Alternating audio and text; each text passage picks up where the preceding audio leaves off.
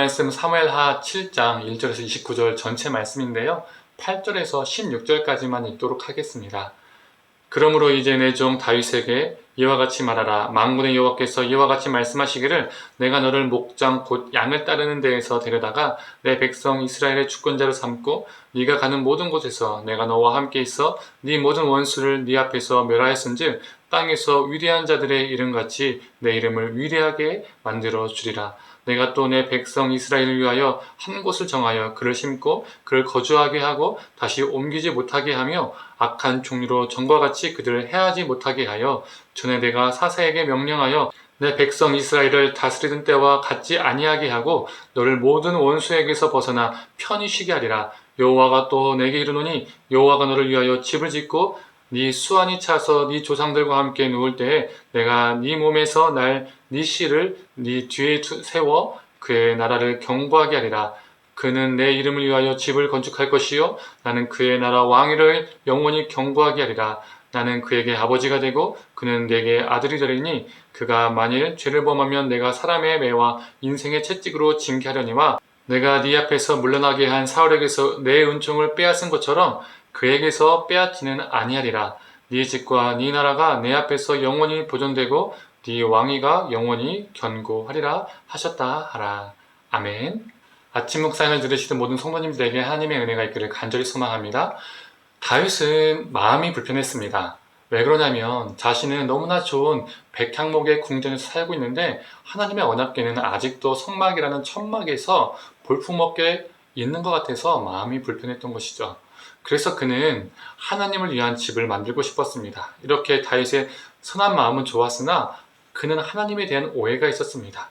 고대 근동의 다른 나라들은 자신들이 모시는 신들을 위해서 집을 지었었습니다. 그걸 전이라고 하죠. 그러나 하나님은 다른 고대 근동의 이방 신들처럼 집이, 전이 필요하신 분이 아니었습니다. 그래서 하나님은 6절과 7절에 내가 지금까지 어떤 집에서도 살지 않고 장막과 성막 안에서 다녔다.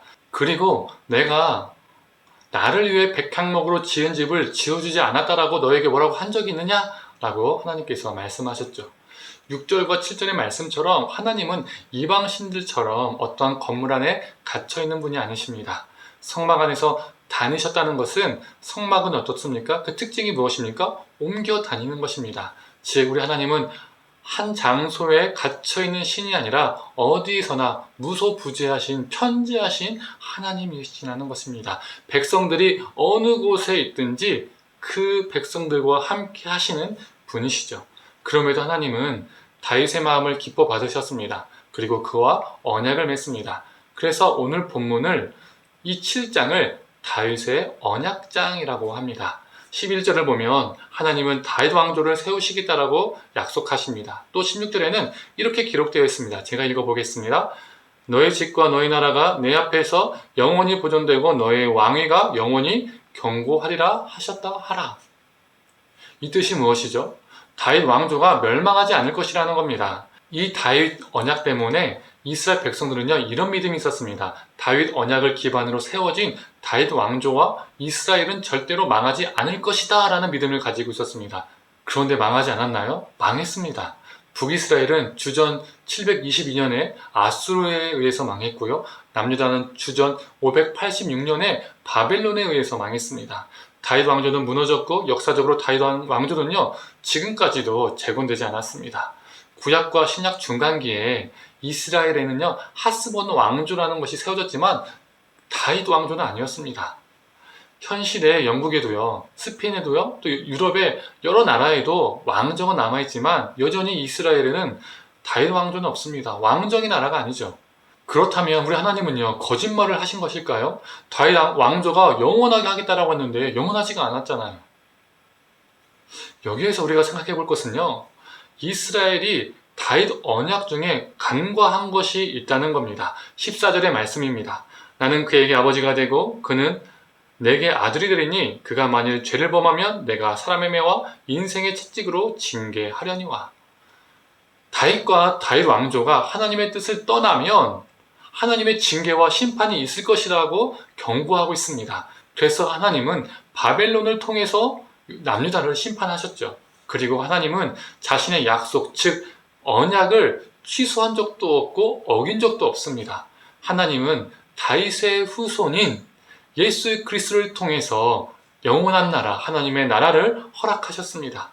우리의 참된 왕이신 예수님께서 이 땅에 성육신 하시고 십자가에 죽으시고 부활하시고 승천하셨으며 그리고 언젠가 다시 오실 것입니다. 이미 이 땅에 하나님 나라가 임했고 또 언젠가 완성될 것입니다.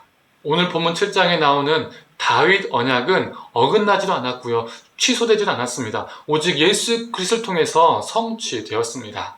이 다윗의 언약은 인간의 불순종을 초극하시는 하나님의 은혜를 보여줍니다. 다윗 왕조가 온 이스라엘이 죄를 범하였을지라도 그들이 불순종하여 심판을 받았을지라도 하나님은 그들을 버리신 것이 아니라 그들을 폐기 처분하신 것이 아니라 너희 왕위가 견고하리라는 그 약속을 예수 그리스도를 통해서 신실하게 지키시는 하나님의 은혜를 보여줍니다. 다윗의 후손인 예수 그리스도를 통해서 온 인류가 다윗의 언약의 수혜자가 된 것이죠. 이 수혜가 되는 은혜를 누리게 된 겁니다. 바로 이것이 우리 하나님의 초극하시는 은혜입니다. 성도님들, 오늘도 이 초극하시는 하나님의 은혜를 우리 심령과 삶에 새기고 신실하신 하나님을 따라서 우리도 신실하게 살아가기를 간절히 축원합니다. 함께 기도하겠습니다. 하나님, 오늘 본문을 통해서 이 다윗의 언약이 하나님 안에서 신실하게 지켜지고 성취되어지고 있음을 보게 됩니다. 다윗의 왕조는 그들의 죄악으로 말미암아 심판받아 사라졌지만 예수 그리스도를 통해서 하나님께서 하나님 나라를 우리에게 보여주시고 하나님 나라가 이 땅에 임하게 해주시고 또 언젠가 그 하나님 나라가 완성될 것을 소망하며 살게 해주심에 감사드립니다. 우리의 죄악을 넘어서시는 그 초극하시는 이 하나님의 은혜가 있기 때문에 이 다윗의 언약이 지금도 우리에게 하나님의 현재적 말씀이 됨을 고백합니다. 하나님, 이 신실하신 하나님을 붙잡고 오늘도 신실하게 살아가게 하여 주시옵소서. 감사드리며 사랑에 원하신 예수님의 이름으로 기도드립니다. 아멘.